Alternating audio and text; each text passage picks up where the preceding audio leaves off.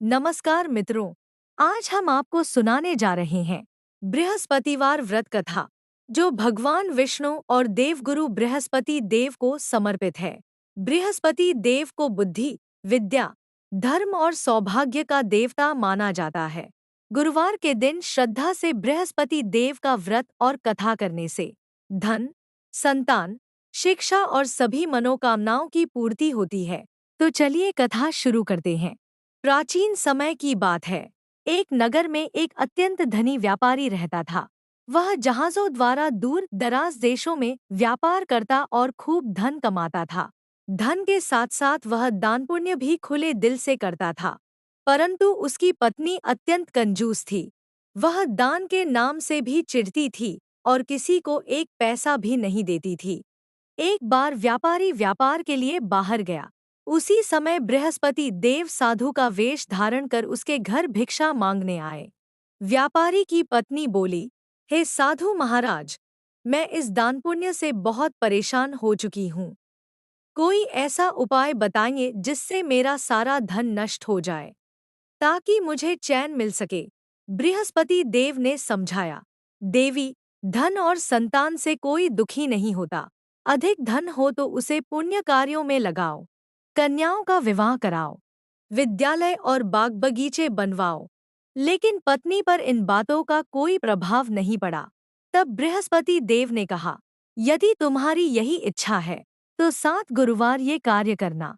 घर को गोबर से लिपना, बाल पीली मिट्टी से धोना, मांस और मदिरा का सेवन करना और गुरुवार की पवित्रता का अपमान करना। इतना कहकर बृहस्पति देव अंतर्ध्यान हो गए। व्यापारी की पत्नी ने ऐसा ही किया। सिर्फ 3 गुरुवार बीते और उसका सारा धन नष्ट हो गया।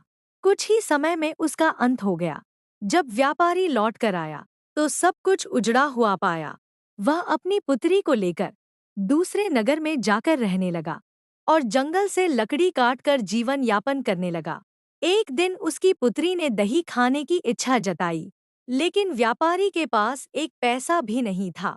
वह दुखी मन से जंगल गया और गुरुवार होने के कारण वहीं बैठकर रोने लगा। तभी बृहस्पति देव साधु रूप में प्रकट हुए।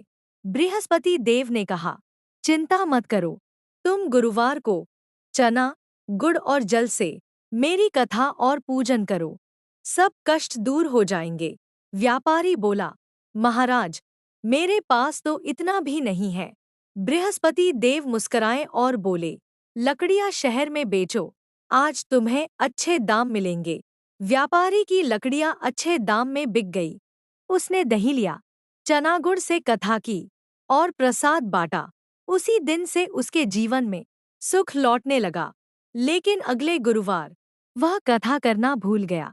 उसी समय राजा के महल में भोज का आयोजन था। विलंब से पहुंचने पर व्यापारी और उसकी पुत्री को अलग से भोजन कराया गया। वापसी पर रानी का हार गायब मिला और संदेह व्यापारी पर गया। दोनों को जेल में डाल दिया गया। जेल में उन्होंने सच्चे मन से बृहस्पति देव का स्मरण किया। बृहस्पति देव प्रकट हुए और बोले, गुरुवार को चना गुड़ से मेरी कथा फिर करो, सब ठीक हो जाएगा। जेल में कथा हुई। एक स्त्री जिसने कथा सुनी, उसका मृत पुत्र प्रसाद और चरणामृत से जीवित हो गया। दूसरी स्त्री जिसने बृहस्पति देव का अपमान किया था, उसका पुत्र मर गया। फिर उसने क्षमा मांगी, कथा सुनी और उसका पुत्र भी जीवित हो गया। उसी रात बृहस्पति देव राजा के स्वप्न में आए और सच्चाई बताई। सुबह हार खूंटी पर मिला। राजा ने व्यापारी से क्षमा मांगी, उसे आधा राज्य दिया और उसकी पुत्री का विवाह उच्च कुल में कराया। जो श्रद्धा और विश्वास से बृहस्पतिवार का व्रत और कथा करते हैं, बृहस्पति देव उनकी सभी मनोकामनाएं पूर्ण करते हैं और सदैव रक्षा करते हैं। सच्चे हृदय से देवगुरु बृहस्पति का स्मरण करें और कहें, जय बृहस्पति देव।